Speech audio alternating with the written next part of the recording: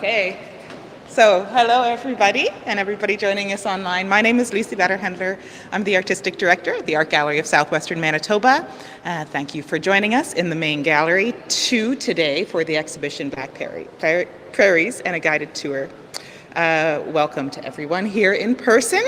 And for everyone joining us online, I invite you to engage with us through the comment section on YouTube or Facebook, wherever you're joining us from, and we'll get those messages in real time. Now, I like to think that curating is hosting, as opposed to a traditional idea of caring and keeping for. So I'm hosting all of these things and these people, which means that I hope that they feel comfortable here. And this is a space where I'm allowing myself to invite people in, but I do so with the understanding that it's not my space to offer. I'm just making use of it for the moment. And that goes for the deep history of the land that we're on as well. All of the lands that are touched by this exhibition, Black Prairies. It's on my mind, especially now, surrounded by these beautiful names, how important it is to name things. We have beautiful Dakota names, Senegalese names, Nigerian names, and they all stand for people making use of this land, just like I am. So in addition to holding all of these visitors like myself, this land that the AGSM is on is also the homeland of the Red River Métis, and therefore, and before that, the Dakota and the Anishinaabeg, since time immemorial, as well as being shared by the Cree, the Dene, and the Anishinaabe peoples. And I say these names in profound gratitude. Now, I would like to introduce our special guest, who is so welcome back at the AGSM. Alyssa Fearon currently holds the position of Director-Curator at the Dunlop Art Gallery, Regina Public Library. Integral to Fearon's curatorial practice is a community-based approach that prioritizes the voices of historically underrepresented groups. Her national experience as an arts professional has equipped her with a broad understanding of the Canadian arts sector and its needs. In 2018, Fearon was the inaugural curator of Nuit Blanche Toronto's Scarborough Zone. The interdisciplinary exhibition, titled Still, featured work of more than 30 artists, authors, and performers. Fearon was also the curator here at the AGSM from 2018 to 2020. She has held lecturer positions at York University, University of Toronto Scarborough, and Brandon University.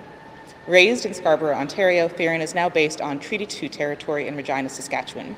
She holds an MBA from the Schulich School of Business and an MA from York University. She is also a Salzburg Global Fellow and also the curator of Black Prairies. Welcome. Thank you so much, Lucy.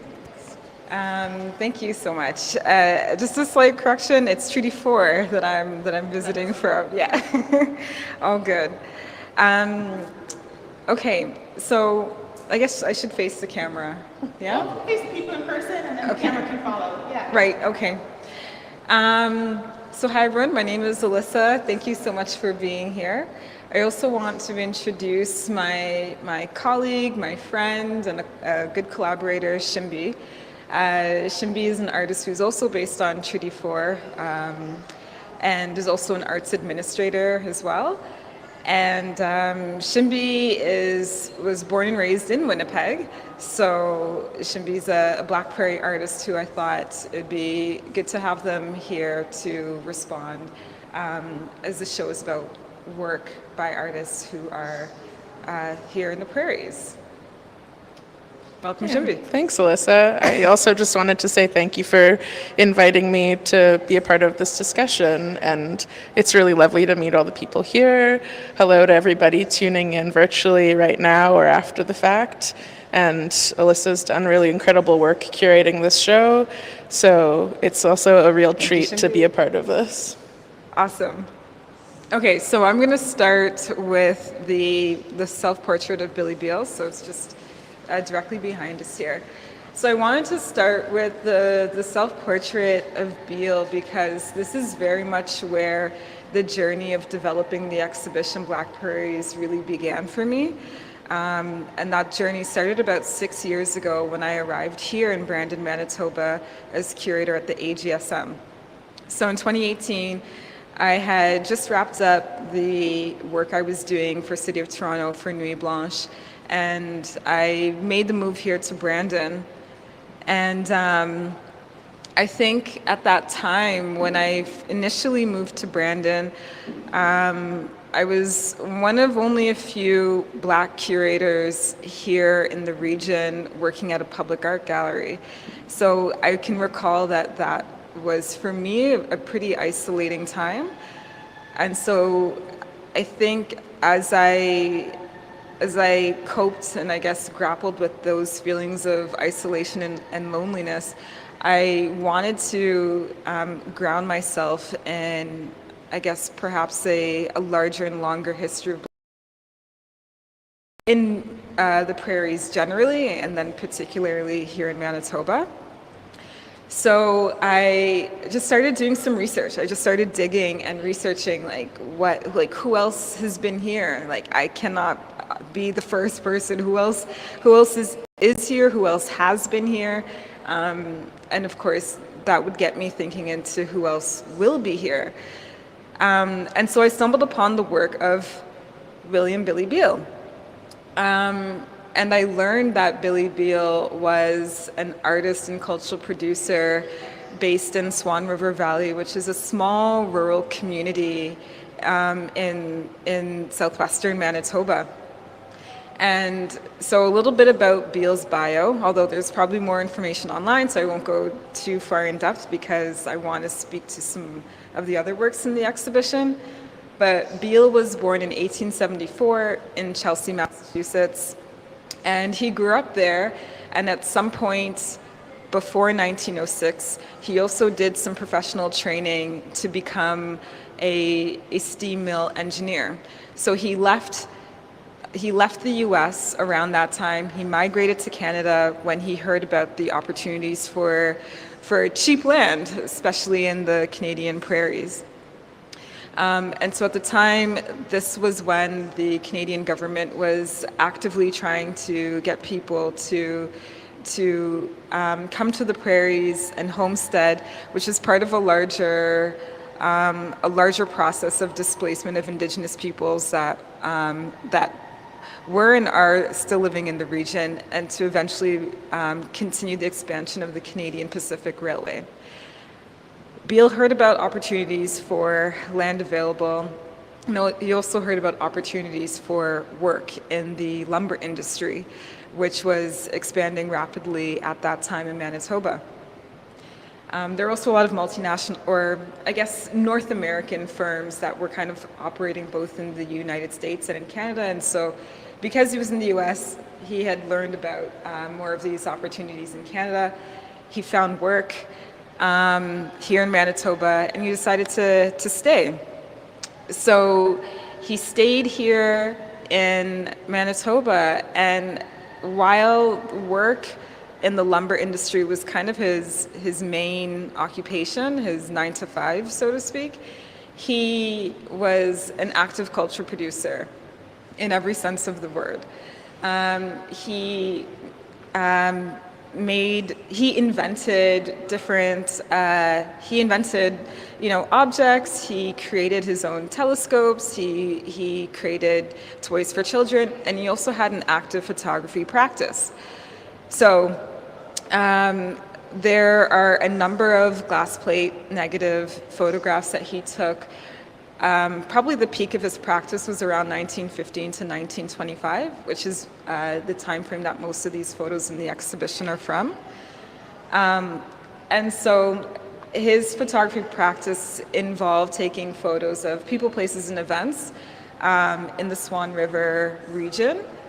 And Beal at the time was the lone black man in that community, which was primarily populated by white settlers of Scandinavian descent. And he became, I guess, the unofficial documenter of what was going on in that community of Swan River. And this is his self-portrait.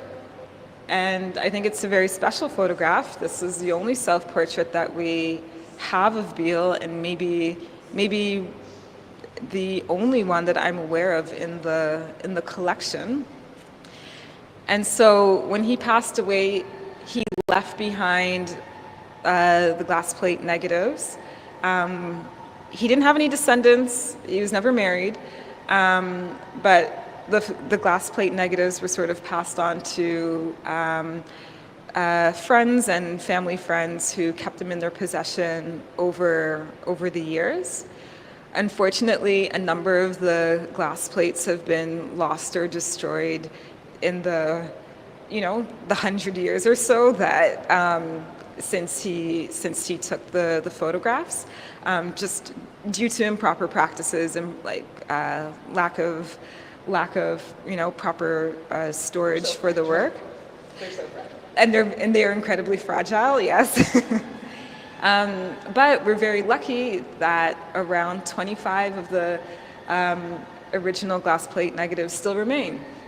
And so that's what's present here in the exhibition.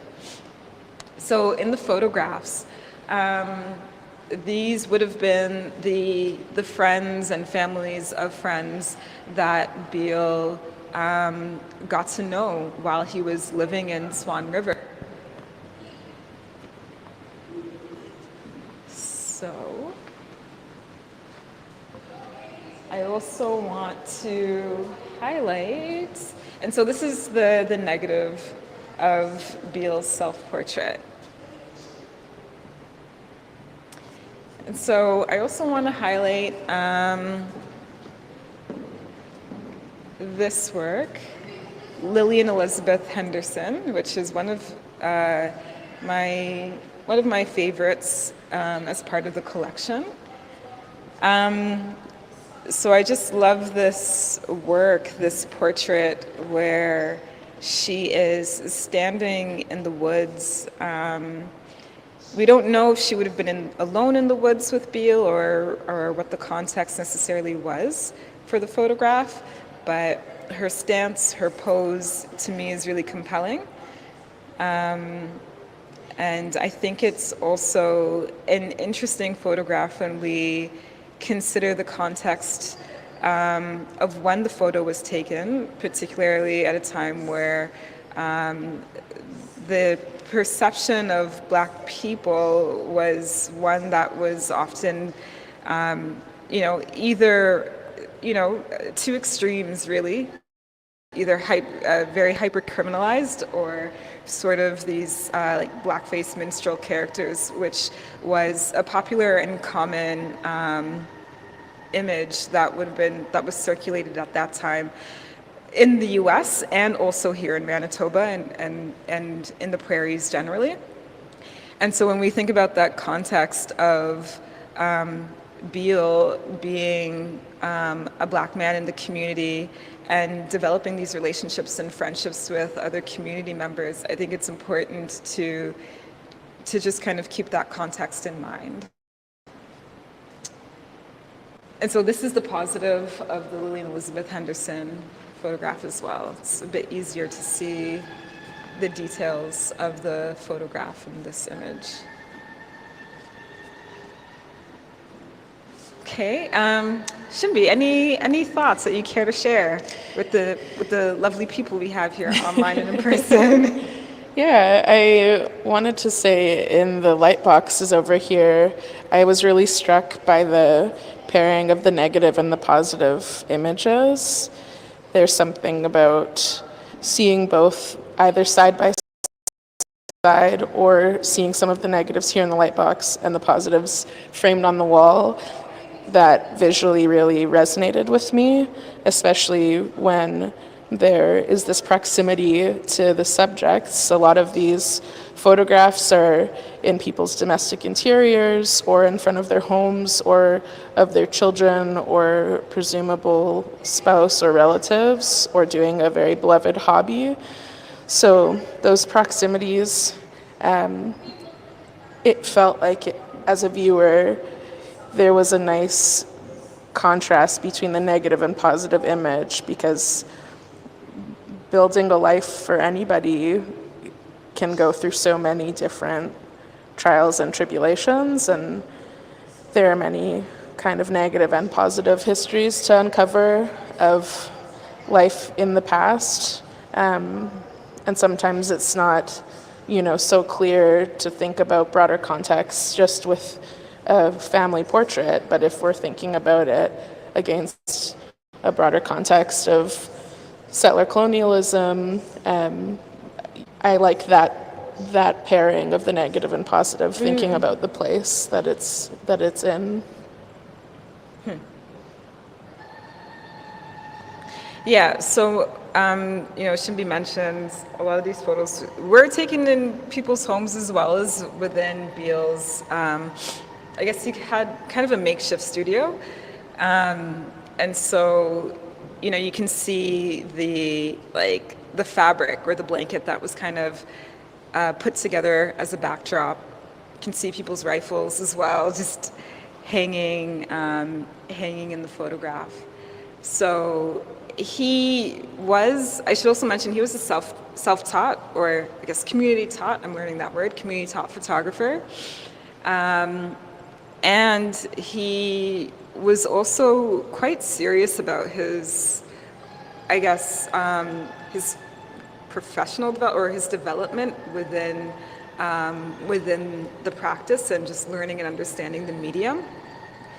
There's documents of him writing to different magazines and publications in 1910, 1915, asking to have his work published in those places, in those journals, and often a rejection letter would follow, but he was committed to, to producing his work and sharing the work publicly, and also committed to experimenting with the medium as well.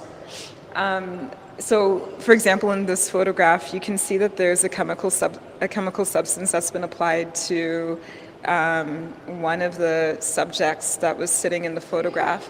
And so Beal was trying, so Beal didn't like the facial expression that the child had made in the photograph. And so he was trying to find a way to cover up that subject, that child, so that they wouldn't appear in the positive. Also, I should mention, I forgot to say this earlier, but in Beal's self-portrait, there's almost like a halo that is around his face.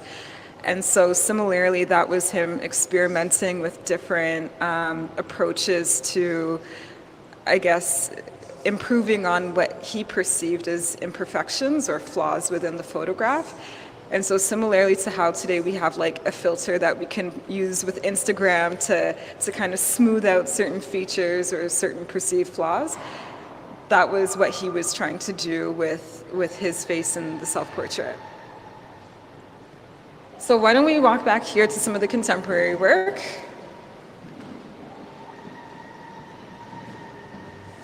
So this is work by Binta Diallo. Hi, Becky. So Binta Diallo is a Winnipeg-based artist. And she is primarily an artist who works in collage. I believe she also teaches at the University of Manitoba.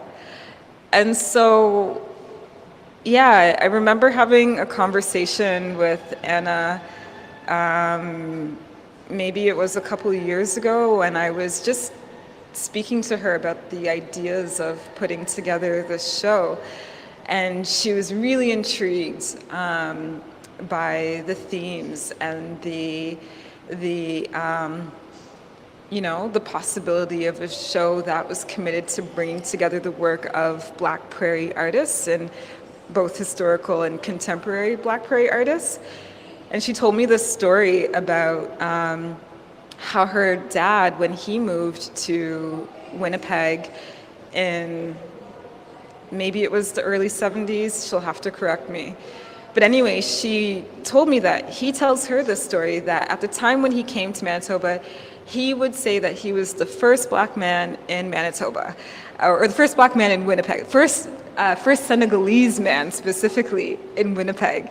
So I don't know if we can confirm or deny that claim, but according to Anna's dad, he was the first Senegalese man in Winnipeg. And so this work is very much an ode to her dad, and combining collage combining images from different comic books of Westerns that her dad would have read as a young person growing up in Senegal as he came to learn and understand the Midwestern / prairie landscape. And so, there's a lot of stereotypes involved with a lot of these images, and that's deliberate in terms of our perceptions of the Midwest, and also some stereotypes in terms of our perceptions of I guess, the continent more broadly, and maybe even Senegal specifically. And so she wanted to kind of play on and juxtapose these stereotypes, these images in this collage format. Yeah, Anna is a total master of collage, and even seeing the different kinds of textile textures of some tartan or some cowboy uniforms, or even the use of the zebra stripe as a part of a broader textile. And the install of this work in an arc on this black wall is just so stunning to take in person. For all of the viewers who are not here in person, if you have a chance to come and see this show, I think you'll really feel the scope and the scale of this work, which is a 2D work on the wall, but it really feels like such a big arc of a story. Fun fact, we actually, once we decided to put it on this wall, I sent Anna a picture, and she said, bigger, there's more space, like she wanted it to be. Oh, okay, yeah. Yeah, than what she had done on her space. Oh, interesting. So, yeah. Good to know. Yeah. Because it was like, Yeah. 2 feet shorter on both sides to match the scale. Oh, okay. That's when you said big art, yeah, the story art. Mm-hmm. Yeah.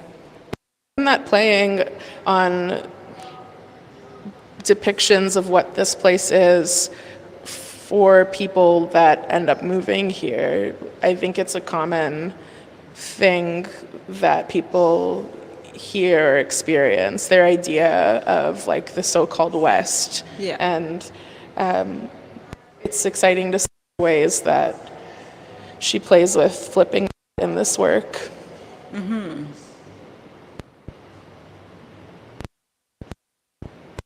Okay. Maybe we should talk about this work next. Yeah. So this is work from the Frank B. Jamerson Fond, which is an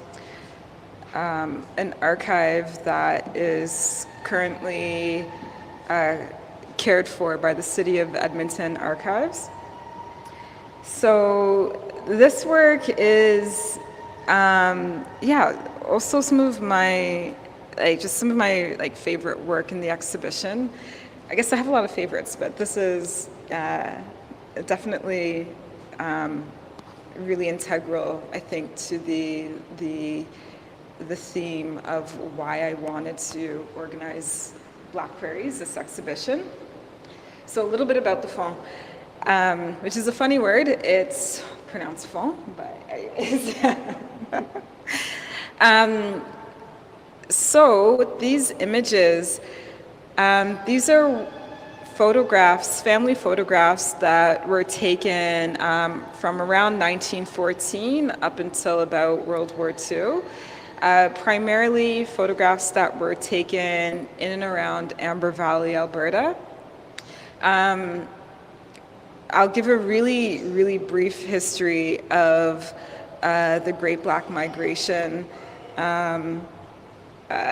which many of these people either would have been part of the Great Black Migration or would have been descendants of migrants from that group. So around 1910, families and Black communities in the southern United States, primarily Oklahoma and parts of Texas were facing just intense racial violence and threats of lynching due to the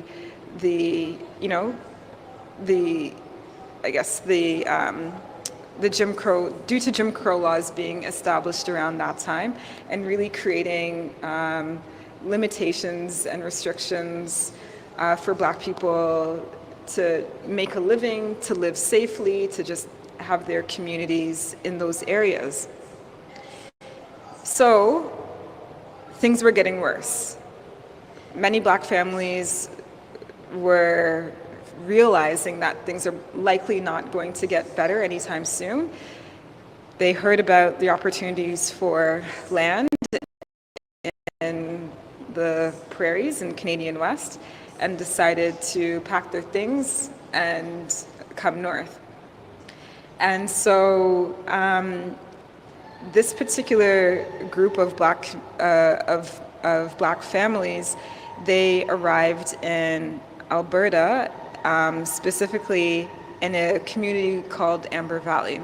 There are different pockets. So, for example, there's also the Black communities that migrated to Saskatchewan, around Maidstone, Saskatchewan. They called themselves the Shiloh people. This group lived in Amber Valley, or around Amber Valley, Alberta. Amber Valley is, I'm not sure how far it is from Edmonton, but it is a small rural community.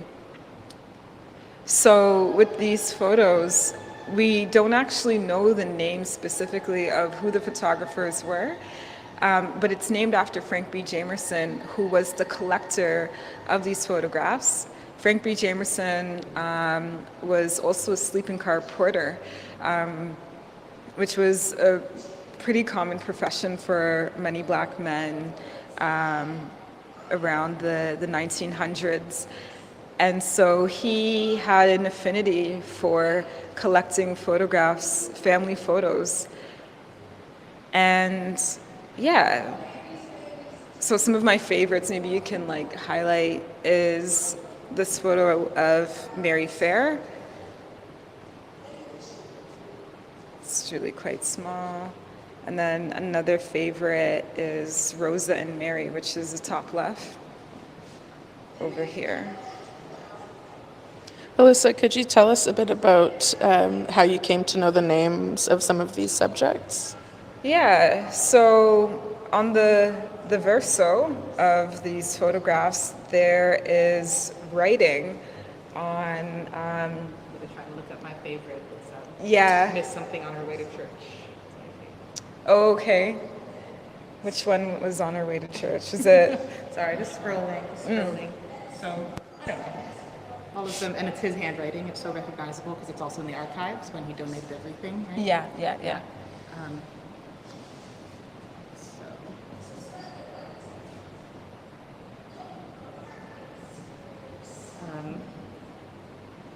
From Amber Valley, Alberta, he wrote there. Yep. Sorry, this is boring for everybody. No worries. Yeah. Maybe I'll keep... But okay, so this is Bonnie Jameson Wright, mother Lawson, sister Maureen. Anyway, these kinds of things. Yeah. So, and I think that's also part of the work, or at least my like what drew me to the photos is the comments on the verso of the photographs. Like I think on Mary Fair, I think the back says something like, for Aunt, I can't remember, maybe I'll have the photo, Lucy. But just to imagine, the relationships that people had.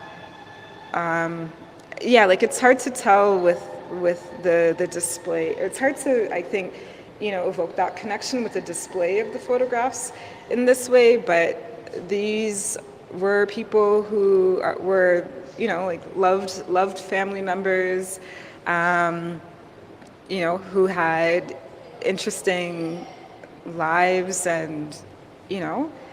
I love the intention that he collected too, right? Yeah. He was curator. Yeah, he was curator in a way. And I had the chance to speak to Frank's, I think it was his granddaughter or great-granddaughter. Yeah, to Aunt Viola from Mary, which is lovely.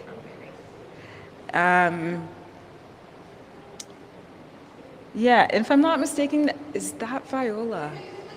Because Nellie, I think, is Viola's daughter, if I remember correctly. But it's hard to tell, you know, the familial connections. But I think that's a really beautiful aspect of this collection of work. Miss Viola has a hat on. Miss Viola. Is this Miss Viola? Miss Viola. So that's Aunt Viola. Yeah. Yeah. So it just really makes me think about the strong connections in the community that people formed, that Black communities formed in early 1900s in the middle of Edmonton, Alberta, or around Edmonton and Amber Valley, Alberta.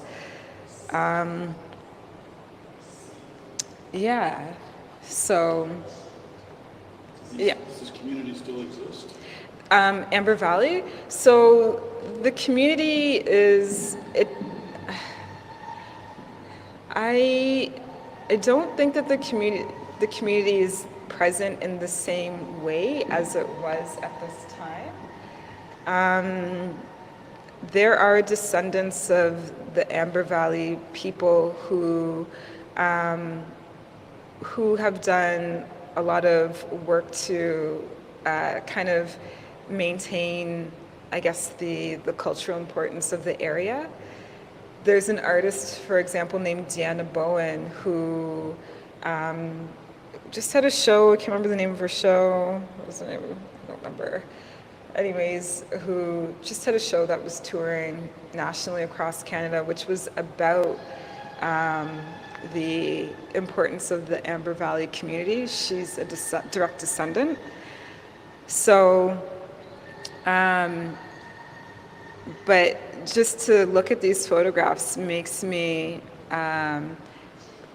really think about how vibrant it must have been to live there. Like, I wanna be there, you know, like. It would have been great. It would have been just exciting to be in a community of, you know, like, you can see how loving, I think, or that's one thing that seems to resonate with me. So the Black Drones in the Hive. Black Drones in the Hive, correct. Yep. So that was the exhibition that Deanna Bowen did, which was very much about the history and the continued presence of Amber Valley and its descendants. Alyssa, just one more question before we leave this beautiful collection. Seeing this baseball team photo reminds me of a certain dance scholar and archivist or researcher in residence, and some research done about dance in Indian Head, Saskatchewan. I'm just wondering if you might be able to share a bit about that. Sure. So a few months ago, Dunlop had invited Seika Boy, who is an artist, a researcher who's based in Toronto, and she is a scholar of Black dance in Canada. So we invited her to the Dunlop Art Gallery a few months ago to be artist in residence, to engage with the archive of Black Prairie histories. And as part of her residency, she went to Indian Head.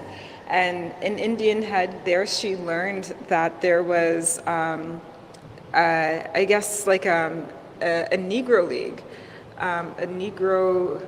Oh, we don't say the word Negro anymore, but anyways, it was at the time called the Negro League of professional baseball players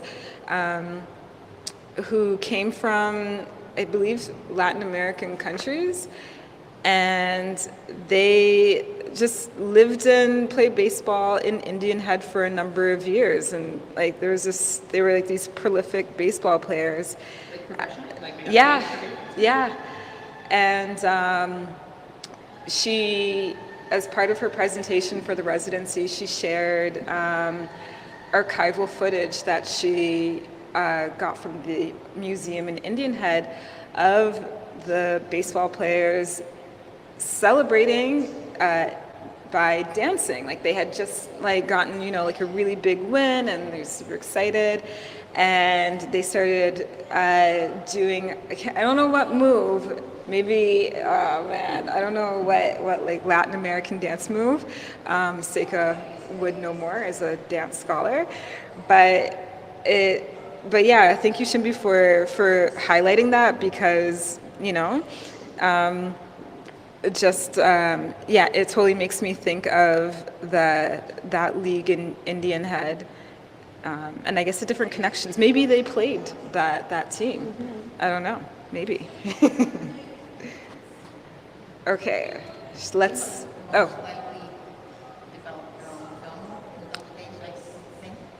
Yeah, I assume so. I'm not sure. And he would develop his own films? Well, these would have been from studios. Yeah. Some of them are certainly studios. Yeah, definitely. Yeah, but the snapshots Yeah. would have been a bathtub situation. Yeah. Yeah, at the moment there's a makeshift darkroom in my basement. So I feel like, it's a thing that still happens today. The baseball players just say not known on the back. Oh, okay, yeah. Yeah, and just one more thing, I also really love this photograph of the young women at Lac La Biche. And it just makes me think about, just Black women, Black people outdoors. And, I think it's really, important that we're in nature, just leisurely enjoying ourselves, and that we continue to be enjoying ourselves and be leisurely out in nature. And there's an Edmonton-based scholar and an artist that does research on Black leisure, if I'm not mistaken. Yes, Daliso Mwanza is the name of the scholar, who is, I believe he's based in Edmonton. And in fact, it was through Daliso's work that I learned about the Frank B. Jamerson Fond, through some of the research that he had been doing for his thesis at, I think, UBC. Anyway, yeah. Lots of names. Yeah, I know, but it's like, it's a lot of names I try to remember. Yeah, and an important context too, right? Because there's, when you meet somebody that also has a shared research interest or practice, then you kind of find all these other points of connection, and doing this kind of work in community is what makes it so vital, because we're against a backdrop of anti-Black racism, among other realities, right? I mean, even thinking about the historical context of these photos, like this is also the same era of the advent of blackface and minstrel shows. Exactly. We were speaking about that yesterday when we did a quick walkthrough of the exhibit, but this broader exhibit, in thinking through historical context, is not about centering those narratives, because that would be a centering of the white experience of the idea of Blackness. But this is actually about centering Blackness in this complex historical context. Exactly. And I think that, with the exhibition, I wanted it to be a centering of the perspectives of Black Prairie artists, Black Prairie cultural producers, in various ways, through the perspective of Frank B. Jamerson, for example, as a collector of vernacular and family photographs. Beal as through the perspective of a Black artist in a, for the most part, predominantly white community. And then through the perspectives of contemporary Black artists who are today making work in this context of the prairies. So it's also really about that continuing because I became interested and inspired by, you know, other artists and researchers with regards to the topic of Black prairies. So for example, people like Dr. Karina Vernon, who's a Black Prairies scholar now based in Toronto, Deanna Bowen, who we talked about, who had the Black Drones in the Hive exhibition. So, and then I'm inspired by people like Diallo as well, who has been doing work on Black leisure. So yeah, it's about that continuum and that dialogue that I'm hoping to foster in the space. So what time are we at? Because I want to maybe talk about a couple more before we wrap. 15, 18 minutes for the hour, and it can go 8 because it's just internet. It's just We're not going to get interrupted by ads. we're not going to get kicked off by the internet. Maybe the viewers. I don't know. Okay, I'll talk briefly about this work by Effy, Adar, and NASRA. So this is a work titled Shea like shea butter. Yeah, I mean, I think I stumbled upon this work. I guess a lot of the work is me stumbling upon things, but I felt that the storyline was compelling and beautiful, and I'm often drawn or pulled into work by Black artists that has, I guess, like an irreverent quality, or like an aspect of leisure. I find that those are qualities that tend to bring me in to artists' work, and I thought this work was really loving and beautiful, and again, just looks like a lot of fun, and I want to be there. I want to be these people's friends. So yeah. Should we keep moving? Yeah. Okay, yeah. Oh, and I should also highlight this camera as well. This is a folding box camera similar to the one that Beal would have used in his practice as he was taking photos of, people in his community. So this isn't his actual camera. This is something that I found on eBay, so shout outs to eBay. But it really makes you think about the difficulty of being. Yeah, exactly. And so I did want to show a camera to, highlight it for those exact reasons. Like, it would take time to set this up, and Beal wasn't just a studio photographer. He was in the woods. He was,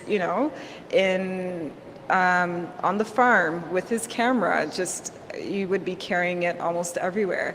And so the time it would have taken for him to set it up, it just really, I think, makes that visible.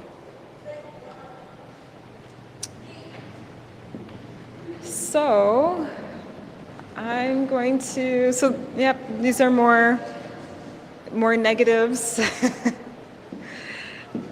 They're very fragile. You can, see some chipping that happened there. That was already chipped, so yeah.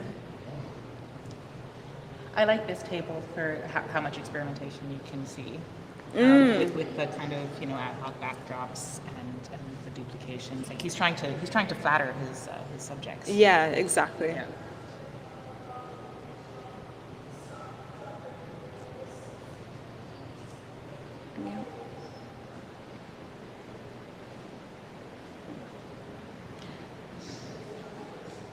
Maybe just go here and then there.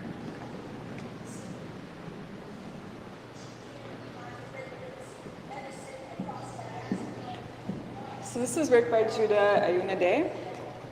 I'll just speak briefly to this work, which, obviously there are themes that reflect Judah's Nigerian heritage. So as I was speaking to Judah about developing this work, I left the interpretation around the theme pretty open for the artist to kind of play and experiment with. And I have been drawn to Judah's practice for the ways that he's, seems to be approaching studio photography in a bit of a tongue-in-cheek way. I think he has fun with being in the studio, and so this is the work that he developed. There's more work in the series, but yeah, these are some of them. Okay. And then last but not least, let's talk about Chukwudubem.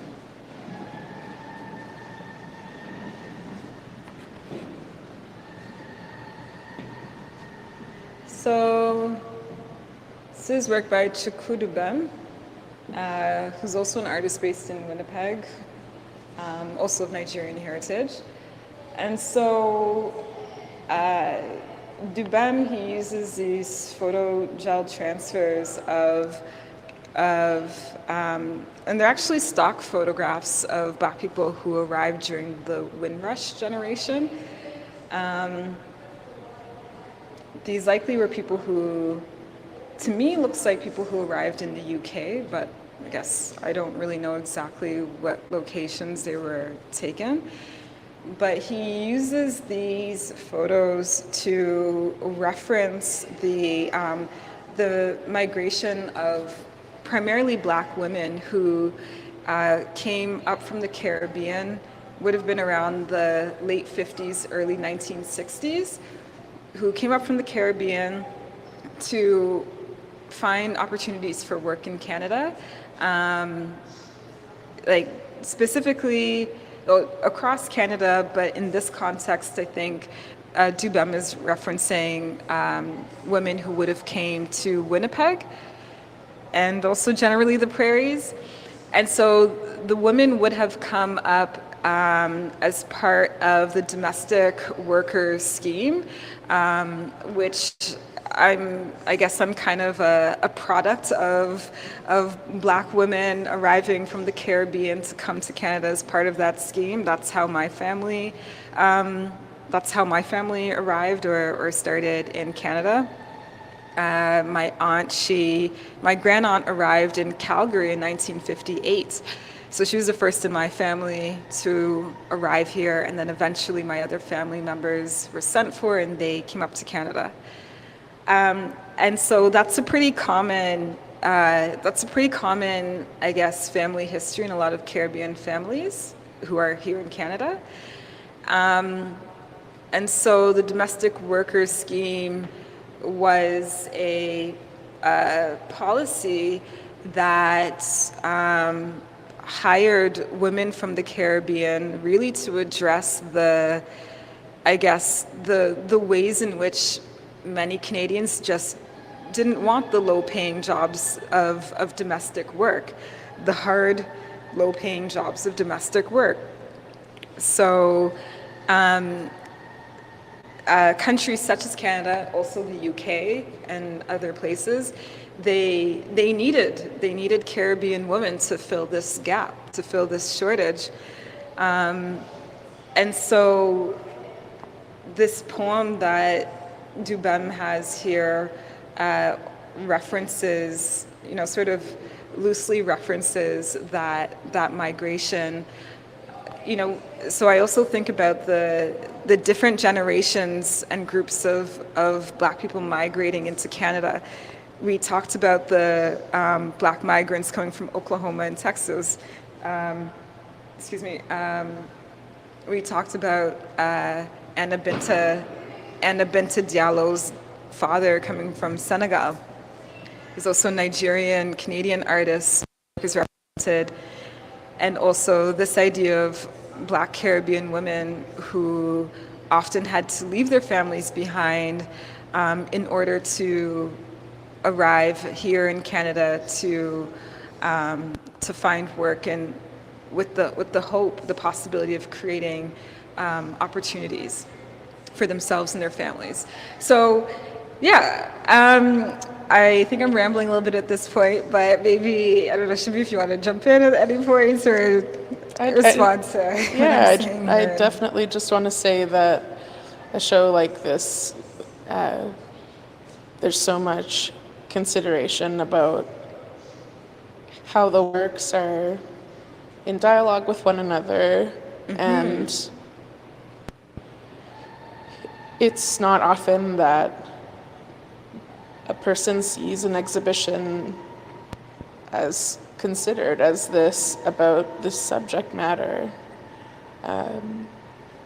And maybe, Alyssa, you have been living in the idea of this show for so many years, so it's a different perspective as the one orchestrating it versus those of us that get to view it, but it's really something special to take in. So it's exciting to hear that not only is it starting out here, but it's going to continue to tour afterwards to other prairie cities. Yep, so the exhibition will be coming to the Dunlop Art Gallery in Regina in February. I think the opening for that is scheduled for February 1st, so come check it out. I think it will also be a slightly expanded version of what you see here. So there will likely be additional artists and more work that will be part of the February show in Regina. And so, yeah, as Shimbi was saying, this has been a show that's lived in my head for a long time, like since I was living here in Brandon, like 6 years ago. And so it's exciting to see how it's coming to life, and it will continue to evolve and change. Yeah,